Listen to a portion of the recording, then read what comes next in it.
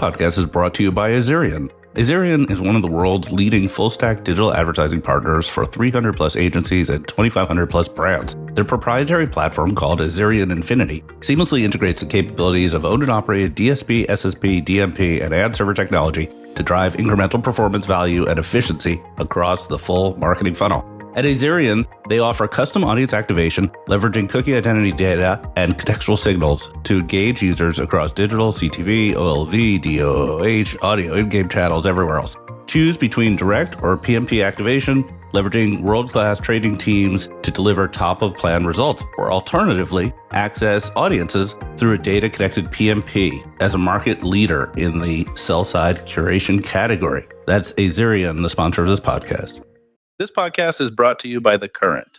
Ever wanted to sit down to a candid conversation with the marketing leaders of the world's biggest brands?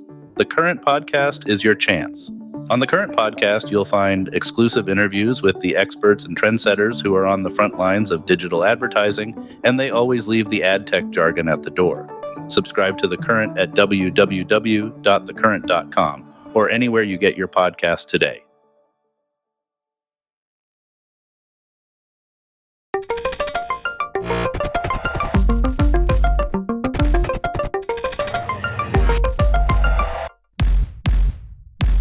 Welcome to Marketecture Podcast. We have an exciting episode today. We have Sir Martin Sorrell. He comes in and talks about AI. He talks about a lot of interesting things. Now, we recorded this episode a week ago, and as a result, he was not able to give us his wisdom about the Omnicom acquisition. So you'll have to stick with Eric and I for the insights about that. Eric, what did you think about the Sir Martin interview? I mean, he's a legend, right? And just being able to chat with him is a treat in and of itself. His perspective on holdcos is, I think very unique, very valuable, and I think a good setup for the news of the week, which we'll talk about after.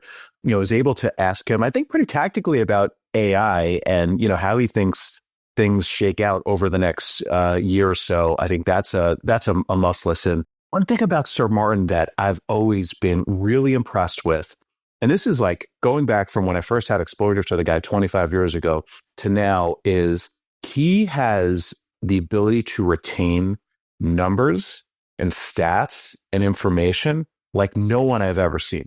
Things like market cap, growth rate, gross margin, the rankings, like I'm just in awe. And he just, throughout the conversation, just peppers us with knowledge that if you go and fact check it is like always right. It's just like the guy's a machine. So it's just awesome having him on. Yeah, you can't forget he got his start as CFO of Saatchi & Saatchi. So he definitely has a financial orientation, but he brings to it the strategic side as well. Yeah, so we'll talk about that. We'll talk about Sora, the new OpenAI release, Lena Khan being out. A lot of interesting stuff going on this week. In terms of housekeeping, we have a new AdTech Explained article. So if you're not reading AdTech Explained, you probably don't understand how the world works. You should go to adtechexplained.com, subscribe to the newsletter. It's really high quality. It's really good content. And also, Marketecture will be at CES. So we're running a program called Sweet Suites. We're recording people in their suites and then putting on YouTube. So you'll see a lot of good stuff there. It's exciting. If you want your suite on Sweet Suites, or if you don't even have a suite, call us. We will help raise your exposure at CES. It's basically MTV Cribs for CES. It's kind of awesome. And then sounds sweet. And then on Wednesday of CES week, we have a panel and happy hour in conjunction with Magnite at the barber shop at the Cosmo. So it's invite only. So reach out to your local Marketecture person. Probably not me because I'm kind of useless, but one of the other people that actually gets work done. And they may possibly let you in and you can hear our insights and things like that. Okay, great. Let's go for this. So we'll be right back with Sir Martin. Let's go. So, Sir Martin, thank you so much for joining us. We're really excited to have you. Pleasure to be here from Miami. From Miami, you must put in a lot of miles. How many miles do you have, or do you just fly private? No, I didn't. No, I don't fly private. Well, what was it Warren Buffett used to call it? He called his plane the indefensible, didn't it? So we have a lot to talk about. With your, I'm really interested in your perspective on recent acquisitions in the agency holding company world. There's been a lot. Flywheel was acquired by Omnicom, Influential by Publicis, and just today there's breaking news that IPG acquired a company called Intelligence Node, which is like retail technology. So what do you think's going on? Why are holding companies acquiring these sort of technology companies, these that have hybrid offerings? They're trying to catch up, I guess. So, there are two waves that really data and digital media that have swept the industry for the last, I guess, 20, 30 years, you could argue. And the holding companies with a traditional model have been playing catch up. When I was at WPP, we started to play catch up on technology in the 90s with the internet. And then data as well. Publicis made early moves, and I think probably have benefited. You mentioned that in relation to influential, but Publicis with Epsilon and with Sapient made early moves, which were initially criticized, I guess, and probably were difficult to integrate, but they seem to have got their act together because now actually they're going to surpass WPP in terms of size and the year. I mean, interestingly, because of the demise of WPP or the pressure, it's not just in the advertising business.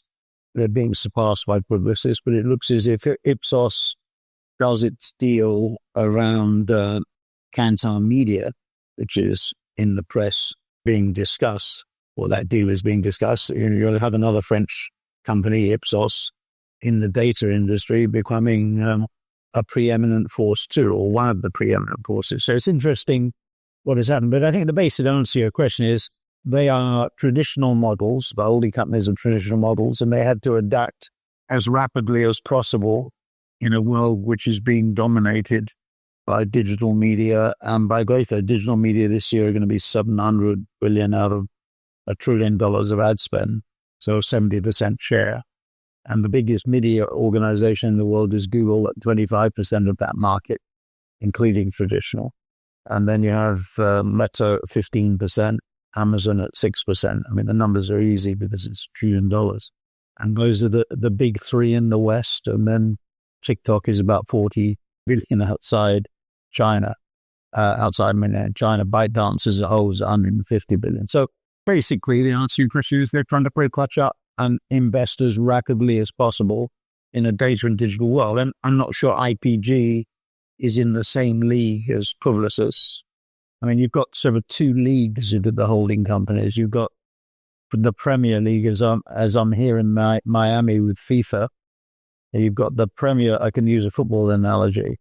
And the Premier League is, Publicis is leading the division, I guess. Omnicom is second. I guess of us, you put third, and then Division 1 or the lower league, and you probably put, I guess, IPG maybe ahead of WPP or WPP and IPG and Dentsu. Those would be Division 2.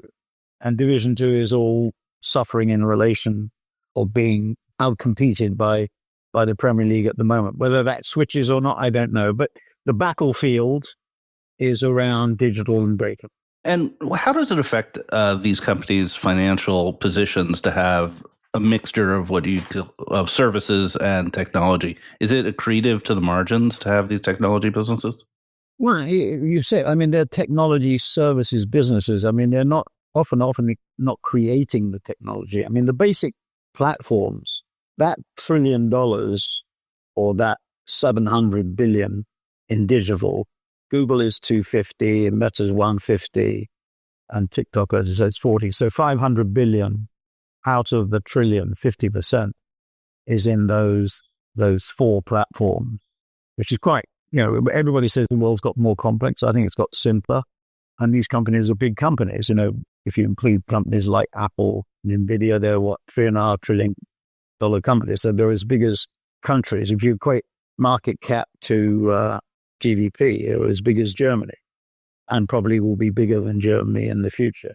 So I think they're countries, and these companies are huge. They're the ones that produce the technology. What the agencies do is use their technologies and adapt them for their uses. I mean, you didn't mention the Media Ocean investment that the three holding companies have made as of this morning. That's the old platform, the old media planning and buying platform that the agencies use. Interestingly, Publicis is not included in that, which I thought was interesting. But that's, again, a system which was being used. But again, they're using other people's technology and they're using it as services. So when you say how does it affect margins, the core margin of the holding companies, I guess, comes from the media business. Right. Right. At WPP, I think, even though I think our revenue Publicis probably eclipses WPP, and I see they're hiring Snoop Dogg to celebrate the French victory. What they're trying to do is really driven by their media planning and buying operation. And I think WPP will still be bigger in terms of billing. So they do about 60 billion of media. People forget that the true revenues of the holding companies are not their net revenues or indeed their gross revenues. It's their billings. And their billings, certainly in case of WPP discloses its billings, or used to, is around 60 billion. So there are big businesses. I mean, that 60 billion equates to consumption in terms of revenue. And those are the true revenues, and people forget that. I mean, it was always amusing to me. Clients would say, when I was at WPP, you are our biggest supplier. And I would say, I wish we were. And the procurement had given the CEO or the CMO the figures for billings. They hadn't given the figures. So I think the heft and the power that from the holding companies really comes from the media business. And they're trying to adapt the technology to that position. What was the insight that started S4? Like, what did you see as the opportunity? Well, there were four things: digital only, data driven, going to market as fast, the better, cheaper, and now with AI more, which is a risky thing to say you're cheaper for the obvious reason. But we thought it was the best way of doing it. And then a unitary brand. Those were the four strengths. How do you feel it's playing out? Is it working? Digital only, when we started, was 55% of the market, now 70%. Data is even more important in a AI age. I mean, what are the two keys for AI? For the incumbents in AI, data and distribution are key. Faster, better, cheaper is the mantra that people are increasingly using, and with AI more too. And then unitary brand, everybody's trying to provide end-to-end solutions and get everybody to, even Omnicom, which had, very strong brands, or has very strong brands, BBDO, DDB, TBWA, is now amalgamating them under, what do they call them? Omnicom Advertising Group, OAG. So OAG is effectively going to become one agency. I mean, they're going to try and simplify with the back office. And going back to your question of margins, probably the answer is your question is it's not helping the margins, because the way they're going to get margin improvement is by consolidating back office. And Media Ocean is another example of that. Why are they doing that? Because they want simplified back office functions. The Media Ocean thing was also in support of the Innovita acquisition, because they want these companies to switch not just their billing, which already is locked in, but also the ad serving. That would be my guess about that investment. But it's simplifying the systems that the companies use. Can we talk about AI? You, Sir Martin, gave a talk, I think it was probably 18 months ago, and you sort of laid out the framework of how AI could disrupt agencies. And I'm doing this from memory, but it's probably what you said. But effectively, it was like, you think about it in terms of, 5 areas: creative automation, personalization, media planning, buying, measurement, and like data sharing. Is that your framework? Yeah. I mean, it's visualization and copywriting, hyper-personalization at scale, media planning and buying, general efficiency for agency and client, and then democratization of knowledge, providing knowledge across the organization and planning. You said it way better than me, obviously. Now it's probably 12 to 18 months later. What's your view on the impact that AI has had so far on the agency landscape, and where do you think the real impact is going to be in the next maybe 12 to 24 months? So I think the first year, let's say, was 23, although, Google acquired DeepMind in 2014. And Eric Schmidt told Matt Britton in 2012 at the London Olympics that AI recognized cats for the first time in the system. But then 23 was, wow. 24 was how. And maybe 25 will be now. I think those are the That's, I think, Karim Lakhani, the business school professor leading DQ, supplied the third element, now. And I think that's the issue. When you look at use cases, case studies in the industry, in marketing, and McKinsey says the marketing function has been most affected by AI. Of the functions inside companies, marketing and sales has been most affected as that's their view. We saw that analysis in Riyadh FII a few weeks ago. If that's the case, and I've got no reason to say that it isn't, we are seeing at a micro level, what we're seeing is workshops, audits, tests, pilots. We're not seeing wholesale transformation. The GM transformation that is taking place with their marketing, to my knowledge, is the single most important transformation. We're seeing sort of not tinkering, but we're seeing experimenting. And that's why I went through those, how, and now. All this capacity is being built. I mean, there's a strong point of view, and it goes back to your question about technology and adapting traditional models, holding company models to a new world. What do you do?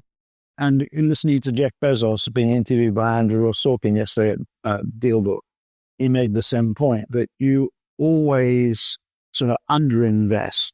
I think Bill Gates has said the same thing. Sundar has said the same thing in relation to Google when questioned about the investment they're making in AI. He'd always overinvest rather than underinvest. And I think the natural tendency, and Bezos said this, was for people to overestimate the risk of what they're doing, which makes them more cautious.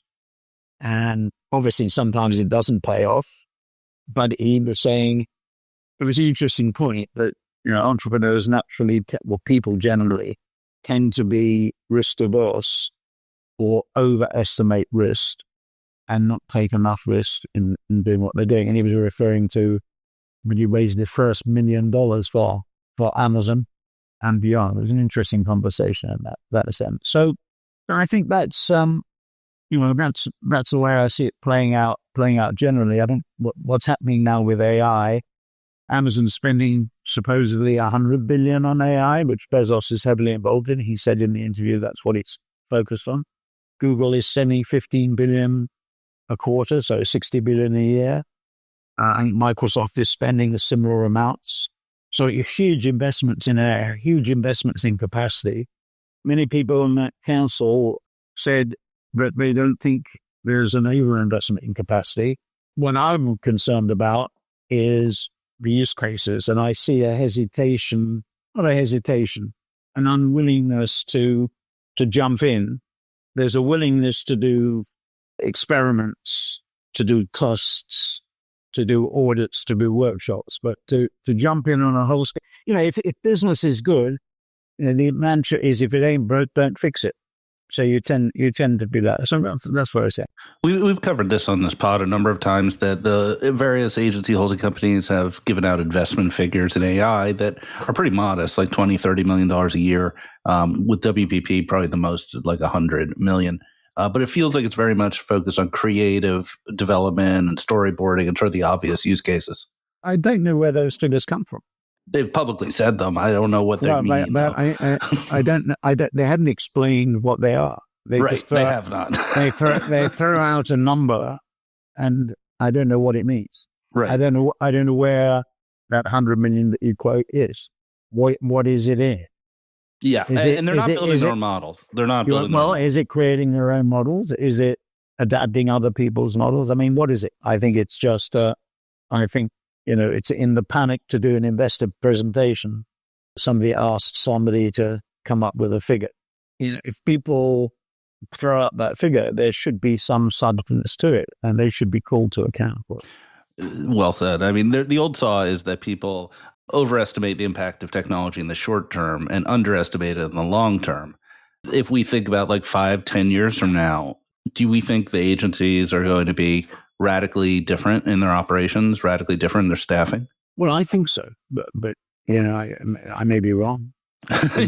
Been wrong before. I don't think 250, 300,000 people are going to be doing media planning and buying. I mean, Owen Gottlieb used to call media planning, buying, media investment management. Right. And he was dead right.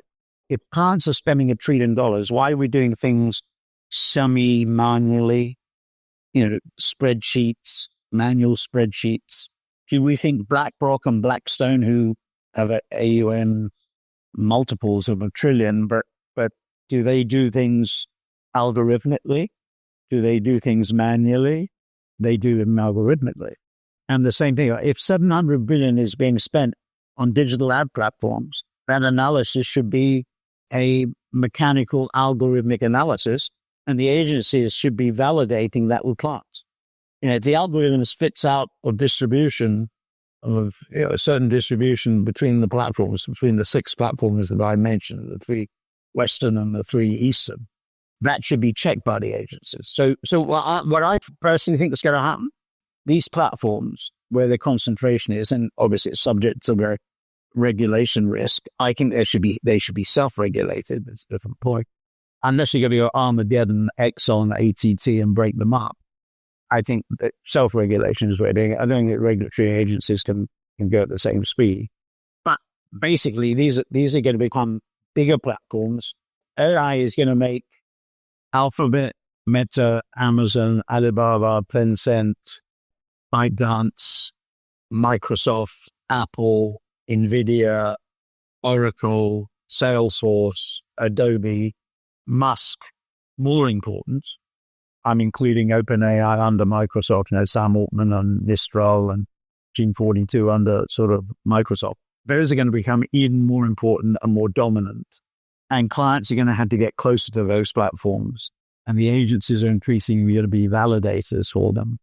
You're not going to have 250, 300,000 people in media planning and buying doing that 60 billion of media at WPP. It's going to be a totally different scale of people, of human input. The outputs are going to be even better.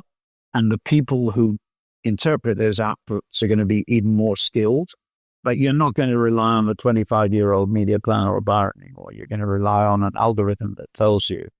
And the other thing that's coming down the pike, you mentioned investments in ID5 and DV Scientific, I think, things like that. We just invested in our venture fund in Runway.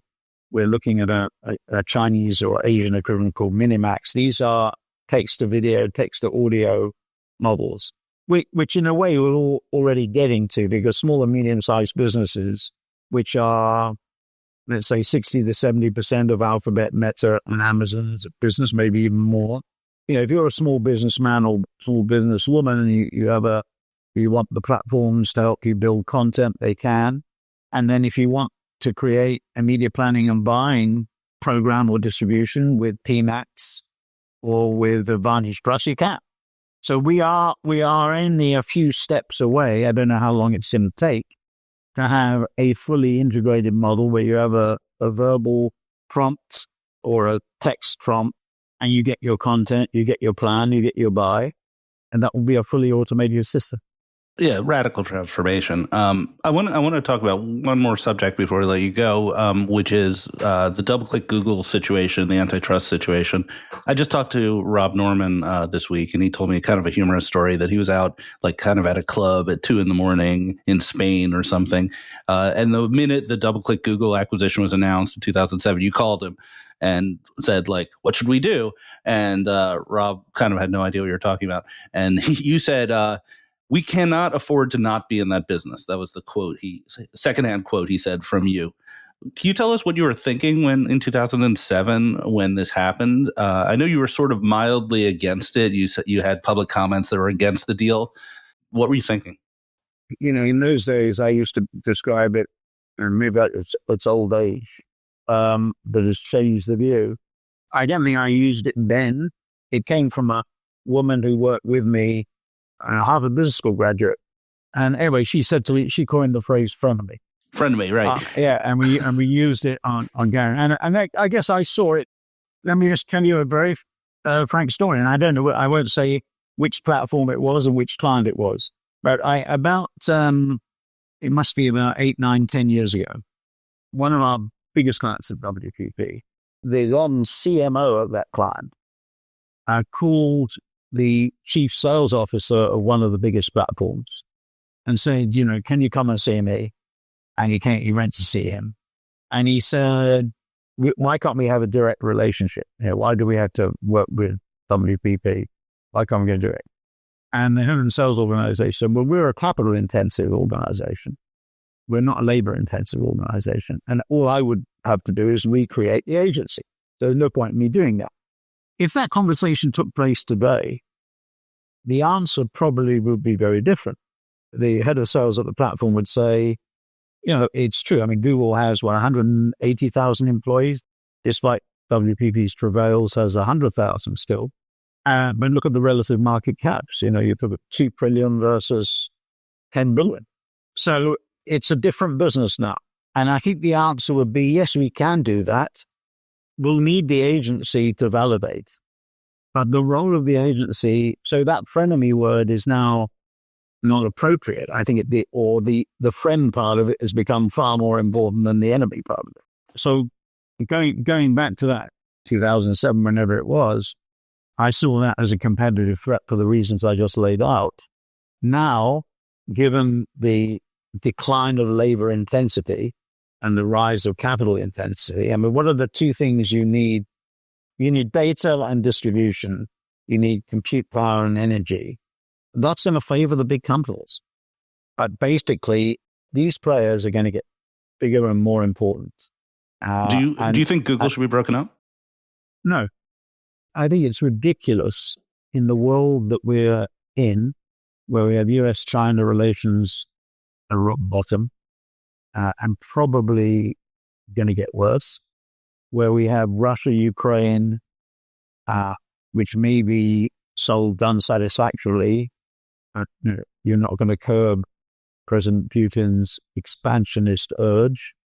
And where we had Iran, maybe there's better news coming with the Trump administration around Iran and Israel and the Saudis. But in a world which is fractured, having big tech is fundamentally important, not just from technological advancement, but from a defensive point of view. Forget about offense, from a defensive point of view. And what's really interesting to me, and I think this is true, President Xi said he was going to cut up Alibaba into 8 pieces or 9 pieces. Hasn't happened. Why hasn't it happened? I think because they understand that big tech is important. We see it in Ukraine. We see it in the Middle East with the drone wars, technology, and private companies. Let's take the poor old UK. We're an impoverished nation, and we're spending 2.5%, I think, of GDP on defense. We need to spend more. We haven't got 2.5% is not enough. The head of the armed forces, government ministers, been on television recently saying it's fundamental to have private-public partnerships for defense and indeed for offense and for cybersecurity and technology. If you break these companies up, you lose. And by the way, in the UK, we don't have them. We're going to be relying on America. You're still trying to break them up. we're going to have to rely on Alphabet and Microsoft and Palantir and everybody else to dig us out of the problem that we're in. So I think it's fundamentally important to have big tech. So self-regulation is critically important. And these companies, which are big nations, we've just been through that. They are as big as, they are countries effectively. And they can make or break presidents. Bezos decides, he owns the Washington Post, decides not to recommend anybody. Why does he do that? He's got a very eloquent defense of it, but there are other reasons too. So they're inextricably linked in, and I don't think they can be broken apart. And if you break them up, I think you have a big risk from the defense point of view. It's a really interesting point. I think we'll call it on that. So, Sir Martin, thank you so much for sharing your insights and the strategic view with us. It's really appreciated. Okay, hope it's good. It was. Thank you very much. All right, very good. Thank you, guys. This podcast is brought to you by InMobi. With the average person spending more than 5 hours a day on their phone, you have to ask yourself, what's your mobile strategy? InMobi advertising helps brands and publishers thrive in the modern mobile era with AI-powered solutions to acquire, monetize, and delight the right users at scale at each step in their journey. From a pioneering DSP built to accelerate app growth in a privacy-first world, to a leading exchange, and SSP Forrester just named a mobile must-have, InMobi Advertising has the tools to capture user attention on their most personal device. Check out their Spotlight series on the advertising forum for key strategies to mobilize in 2025, and visit go.inmobi.com/pod. That's go.inmobi.com/pod to learn more. InMobi, driving real connections. All right, and we are back with news of the week. Big Holdco acquisition and announcement. The announcement of the long-awaited announcement of Sorrell from OpenAI, and the Kroger's acquisition of Albertsons was denied, and some other stuff. So lots of stuff to talk about here. And I think the first two are interesting because you don't seem to care about either of these things. So I don't. We should have a little debate here. It's below my line. Oh, God. For those who don't know what Ari is referring to, there's a viral moment, I think a year or two ago, on the All In pod when one of the co-hosts referred to something about a certain ethnic group, and it took the internet by storm, and it's still weighing on him to this day. Unlike that person, I'm not sociopathically dismissing the suffering of millions of people. I just don't care about agency holding companies. Well, also suffering people, at least maybe not millions, but hundreds of thousands of them. Let's set the stage here. Unfortunately, after the announcement, or after the interview, rather, with Sir Martin, we had an announcement that rocked the agency world. So Omnicom announced that they were buying Interpublic. So let's talk about a couple things here to set the stage. We'll put the link to the official release in the newsletter, but there's a lot of aggressive language in this. So, the first thing was, it refers to the combined company not as an agency, not as a holding company, but a marketing and sales company, which I thought was very interesting.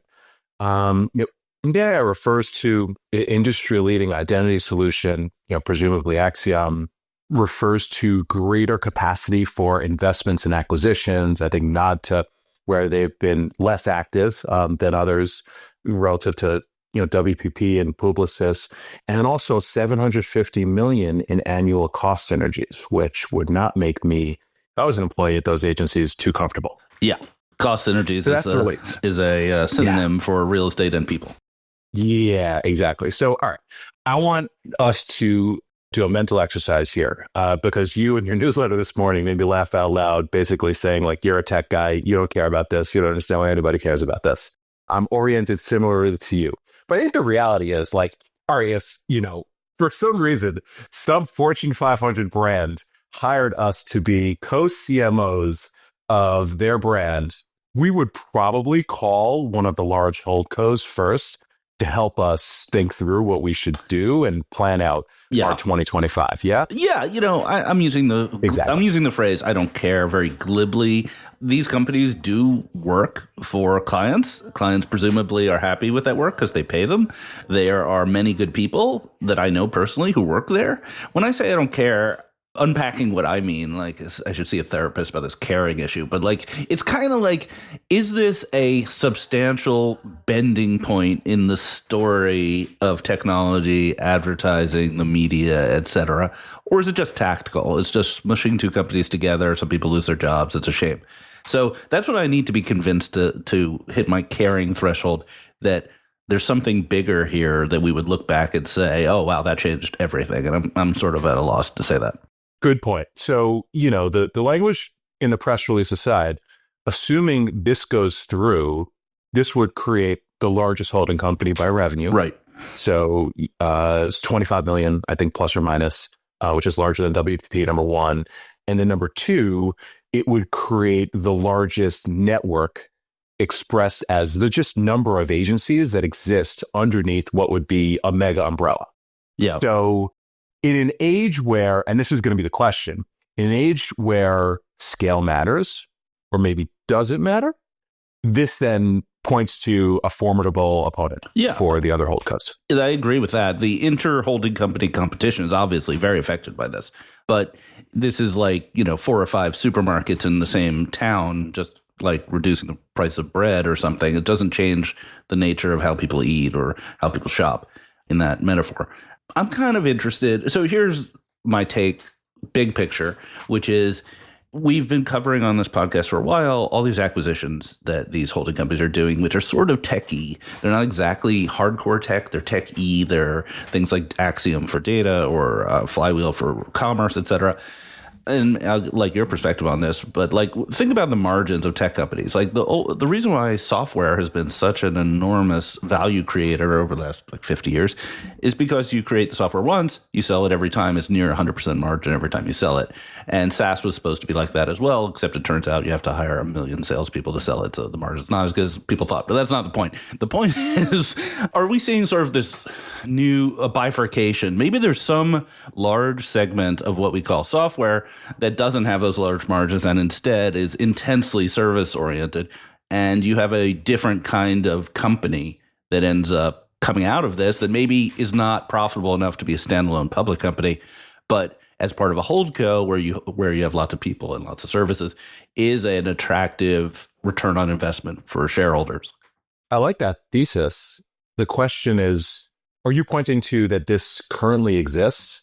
Well, within some portion, Intercom or Publicis or WPP, or that's how this might come to fruition in its more final state. I think a growing portion of the revenue of these companies is from things that we might think of as software, and that seems to be a trend that's accelerating rather than decelerating.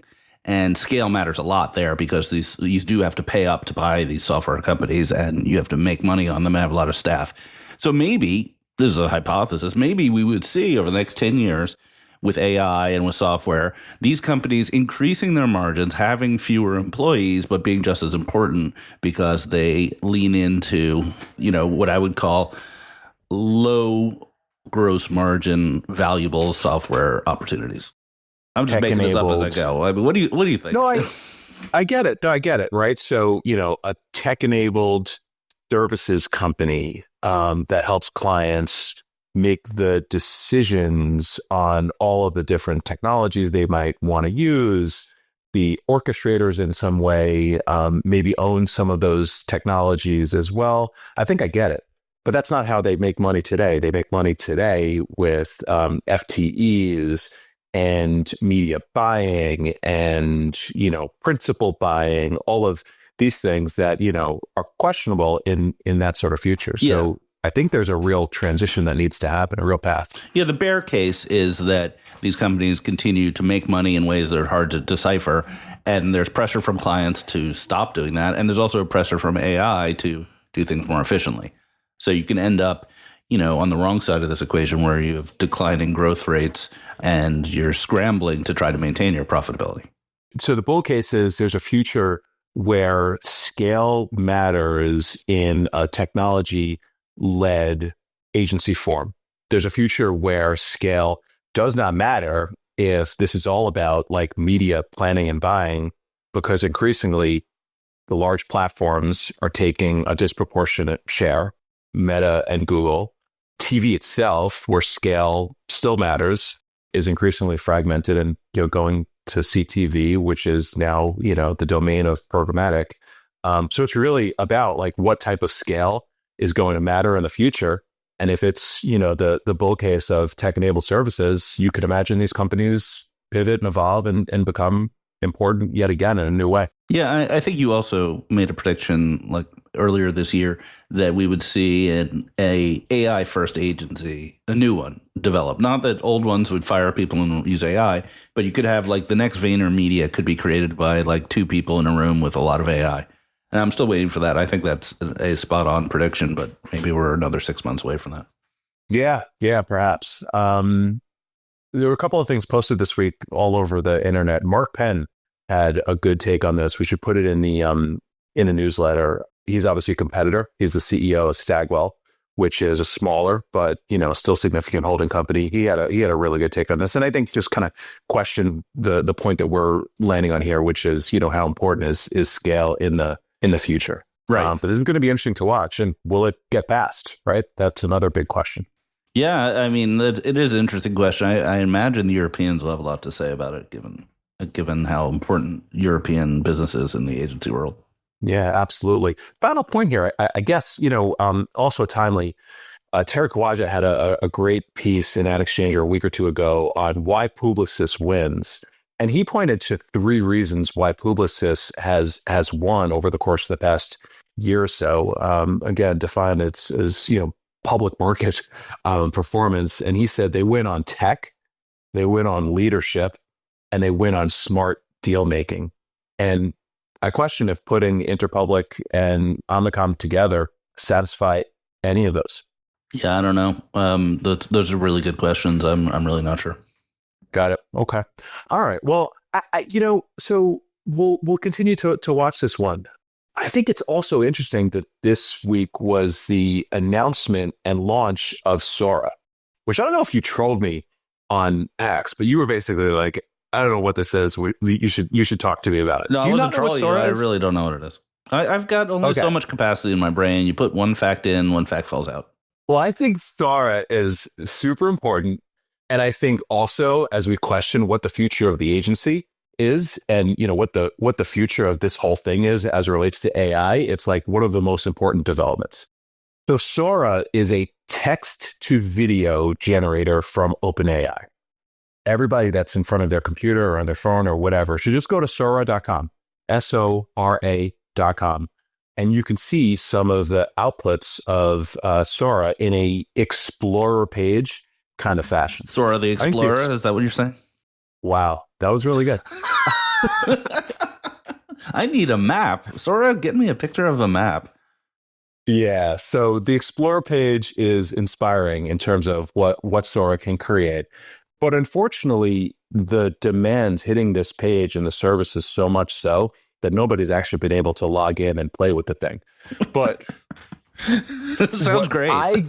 Exactly. You could see examples of the work. Okay. But what I read in terms of the some of the features that you can use on Sora, and if you map it to what, Ad Creative requires in an AI environment, I think is like pretty awesome. So with Sora, a single prompt. So make me a video of Ari doing space exploration in a purple jumpsuit. You will get 4 video generations. So, it's not just sitting there trying to painstakingly create one video. Sora just creates 4 for you right in the beginning is number 1. Number 2, you can blend videos. So have you in a purple jumpsuit, have me in samurai armor, and have us go on some sort of exploration together. Sounds exciting. So you can do that. You could build a video clip just from an image, and you can actually storyboard. So a video editor that lets you basically generate and lay out clips across a timeline to create complex videos with multiple shots, i.e. like a commercial, content marketing piece, a mini movie, right? These are going to be short clips. So if we back up and we think about what that will do for people, it's pretty mind-blowing.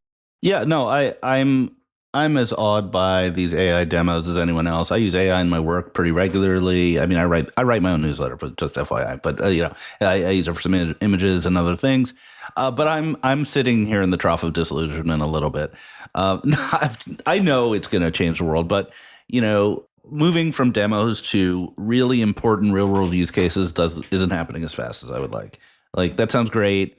When are we going to be able to realistically really use stuff like that to really create 30-second commercials or music videos or whatever that don't look like they're AI generated? Because the burden is much, much higher. And what you see is what some people call slop, or just like, easy to write summaries of things, and stuff like that is happening very rapidly, but the demos are not translating as much as people thought into life-changing experiences. Yeah, that's fair. I think there's two points there to believe.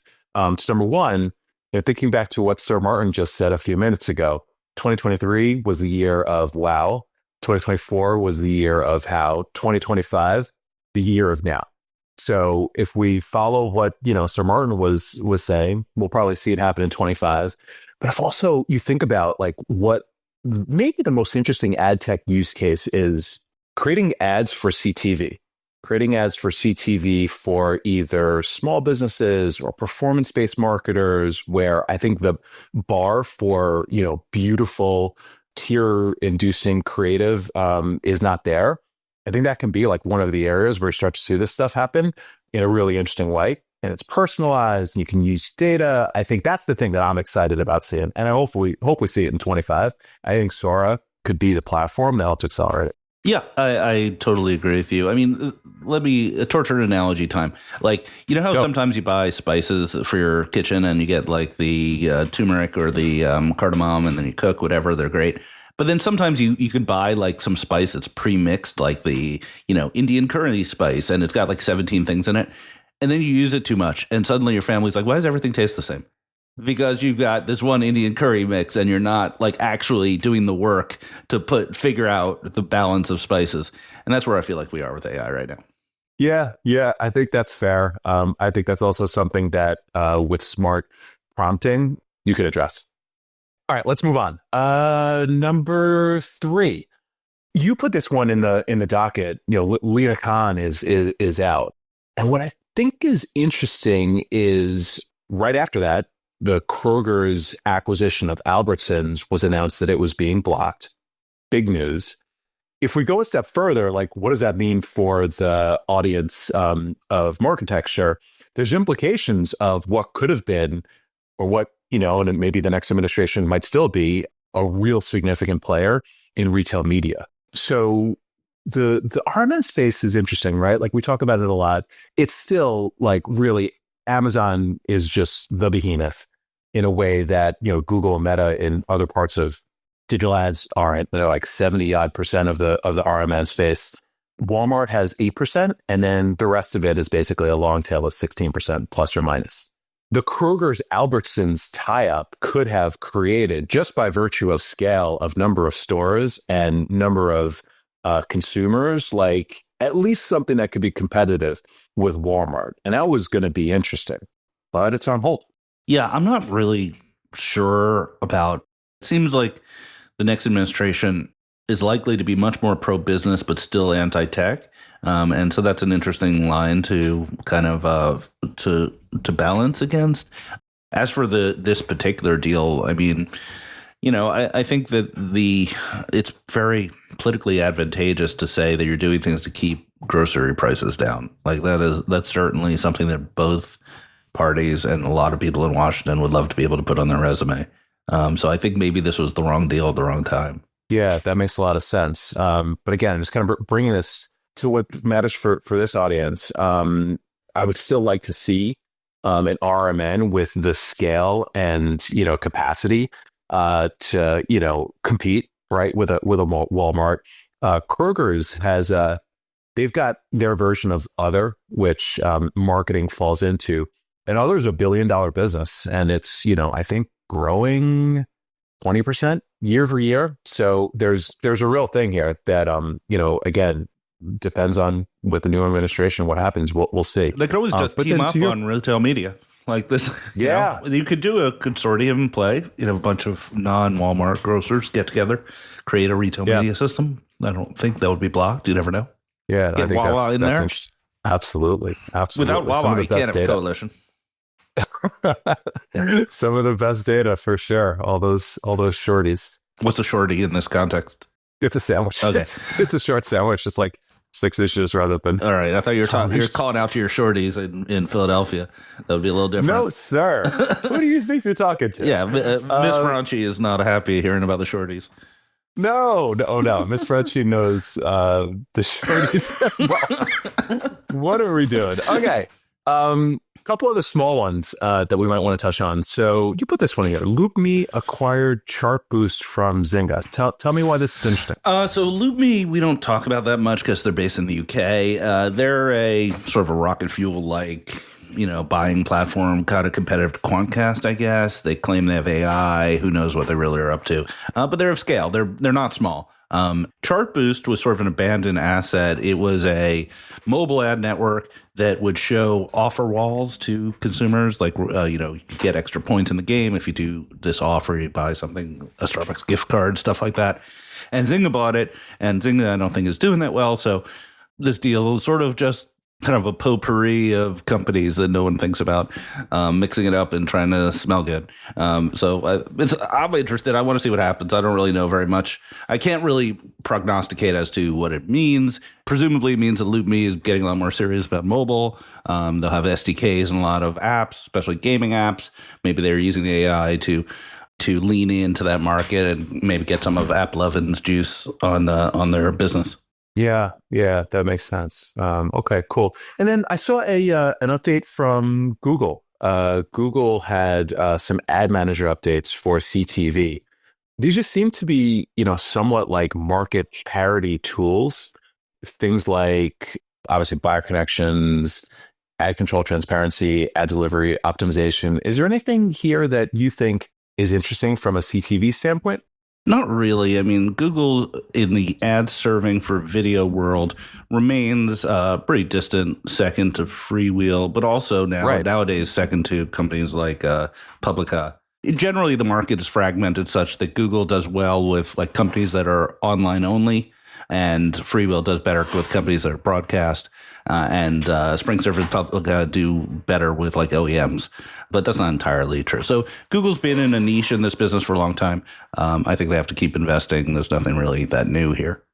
But YouTube is like the number one CTV app, right? So does this have any implications to make YouTube better for buyers? And is that the angle here? Well, this is an ad manager update, right? So that's sell side, right?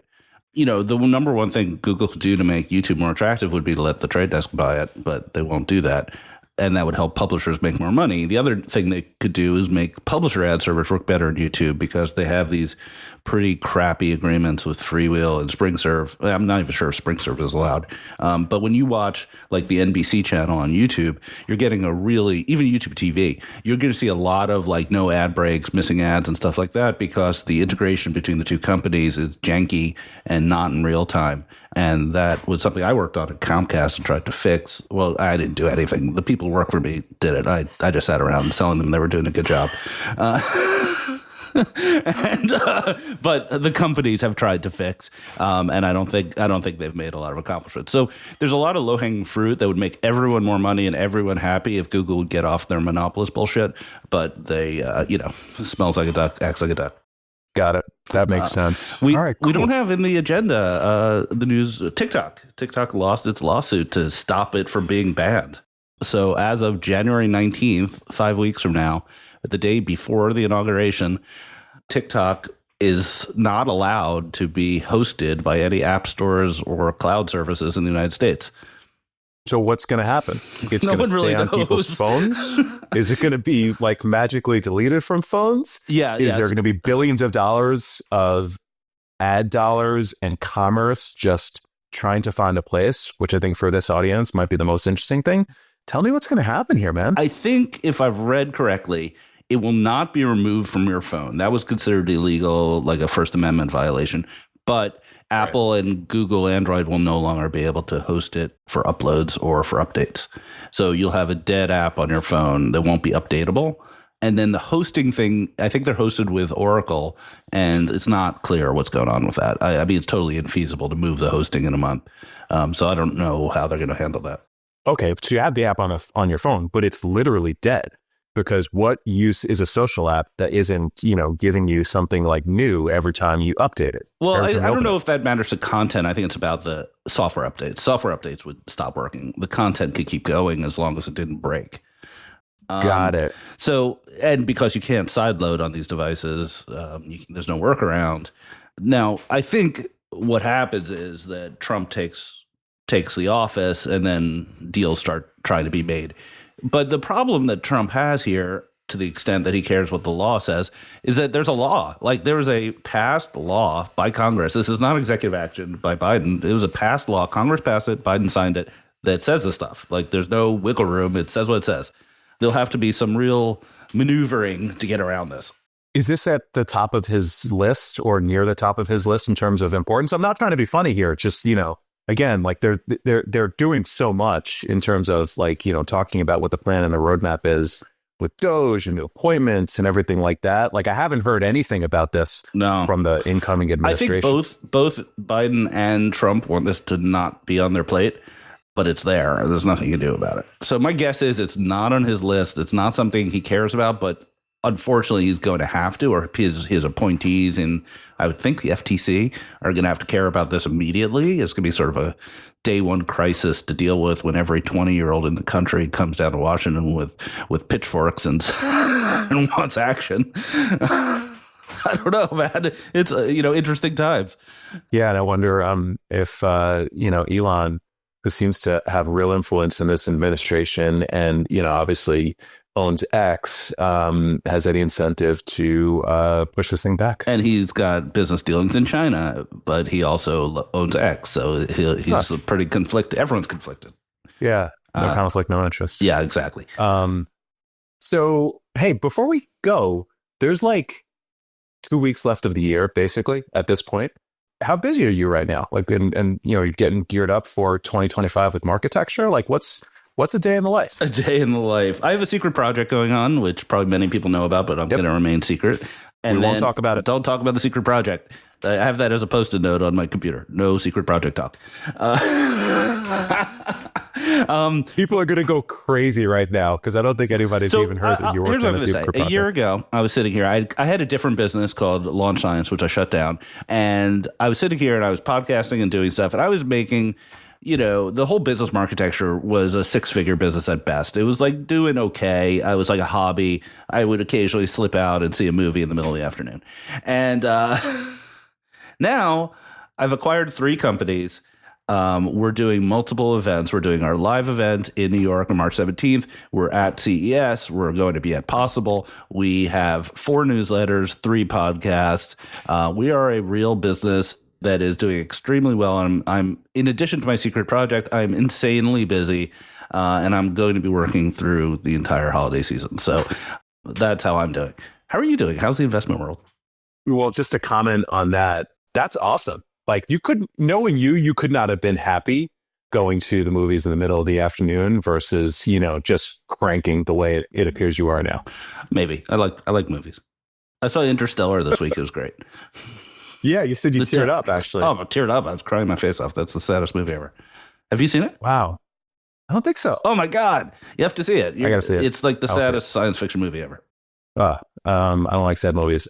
Yeah, in our world, similarly, just kind of like running towards the proverbial finish line. It's been a big month with the acquisition of Autogent by Experian. We're going to close 2 new investments this week. One new investment, one follow-on in an existing portfolio company. So things are still happening, and then getting really geared up for CES. I know we'll both be down there, and the meeting schedule is really packed. So I'm excited. Yep. It's been a great year. We're going to have some year in review prediction episode in the next couple of weeks, which we did last year too. Maybe we'll grade our predictions from last year, which probably aren't the best, but we'll see what we can do. Speak for yourself. So let's wait to get all like warm and fuzzy for the year end episodes. Totally. All right. This has been great. Thank you, Ari. And we will see you next week, everybody. Thank you for subscribing to Marketecture. New interviews are added every week at marketecture.tv and your favorite podcasting app.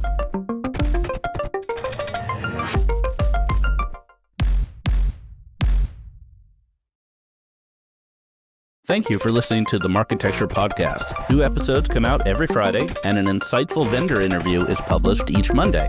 You can subscribe to our library of hundreds of executive interviews at marketecture.tv. You can also sign up for free for our weekly newsletter with my original strategic insights on the week's news at news.marketecture.tv. And if you're feeling social, we operate a vibrant Slack community that you can apply to join at adtechgod.com.